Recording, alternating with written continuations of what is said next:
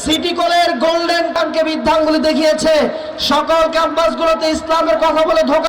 আবার জামাতের নেতৃত্ব তারা পরিষ্কারভাবে বলেছে তারা ইসলাম অনুযায়ী দেশ পরিচালনা করবে না।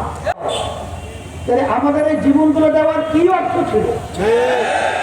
আমাদের হাজার হাজার সন্তানগুলো মা কোল কেন হারা করবো? বাংলাদেশ ইসলামের পক্ষে বাকশক্তিতে এখন একটাই। কয়টা? আবার জোরে বলেন। জামাত এবং জামাতের নেতৃত্বে যে জোট রয়েছে তারা কি ইসলাম চায়? বিএনপির সাথে যে জোট রয়েছে তারা কি ইসলাম চায়? একমাত্র ইসলাম চায় ইসলামী আন্দোলন বাংলাদেশ। এই জন্য আমাদের পবিত্র আমানত ভোটকে আমরা পবিত্র জায়গায় ইসলামের পক্ষে আমরা দেব এবং দেওয়াবো। এই নিয়ত কে করতে পারি, ওয়াদা কে করতে পারি, হাত তুলে আল্লাহ কি রাখাই।